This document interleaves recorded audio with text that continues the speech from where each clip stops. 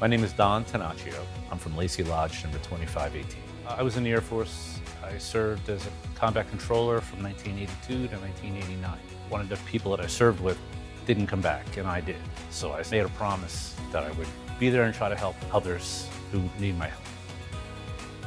My name is Kelly Mazzocchi, and I'm from Sterling Lodge, number 2392. In 2011, I was asked if I wanted to be our district veterans chair, and I've held that position now for 10 years.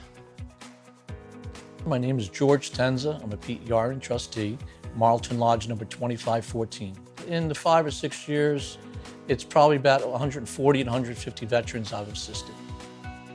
I'm Greg Cross, Sterling Elks. I'm an Army veteran. I live in Valley Brook, which is independent living. One day, the representative for the Elks came, and they needed people to help. I asked her, do you need any help? And she said, sure. I've been a volunteer for like 5 years, and then I ended up joining the Elks, which was a blessing for me.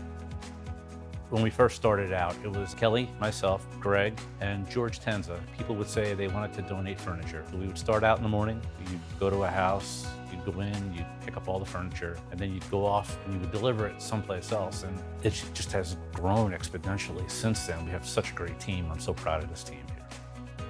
So it started when Valley Brook opened, and these were veterans that had been housed maybe for 6-9 months, and they didn't have any furniture. So they had asked us if we could help them find a couch. So I put it out on Facebook. Someone would reply back, we'd go pick it up, and then deliver it to the veteran wherever they lived. Will not let a veteran sleep on the floor. When they get their apartment, a lot of times they get their 8 walls or 12 walls. The only thing that might be in there is an air conditioner, a refrigerator, and possibly a microwave. Other than that, there's nothing. When I might get a call on a Monday or a Tuesday, that veteran's getting housed or assisted the next day. I call my team that night and everybody's on. Once we provide housing for them, once they get housing, we'll contact them, or their case manager will call us and say, this is when the person is going to be in there, and this is what their needs are. From that point, what we do is we schedule a delivery. We set it up with the veteran when they're going to be available and find out what exactly they need. Up to this point, we've helped 1,950 veterans. We'll hit 2,000 well before the end of the year, which is an astronomical figure if you think about it. We're so proud of it. My name is Richard Tabachuk. I'm a member of Rutherford Lodge, number 547. We could not do what we do without National Veteran Services grants.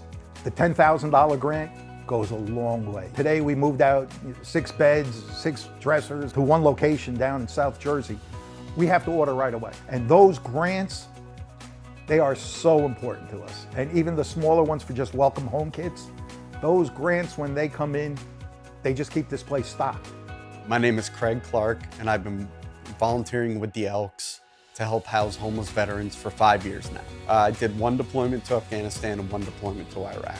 I got evicted from my apartment in Delaware after a DUI in 2014. Ended up living in the streets of Newark for a while. I got in contact with Soldier On, who found me a home in Burlington and put me in touch with the Elks, who brought me everything I needed for my home. George Tenza called me up and said, what do you need? And I said, I'm literally starting from nothing. And the next day he showed up at my house with a 25-foot U-Haul with everything I could need. I was so blessed. I wanted to cry. It made me feel like somebody actually cared. George had kept in contact with me. He kept calling me saying, do you want to help? Do you want to help? I said, absolutely. So every time I help him, I meet him at the storage unit, we load up and go find a couple veterans to help. The greatest gift that this committee gives to anybody, any veteran that we place in a house and give them a new life, is hope. We are the givers of hope.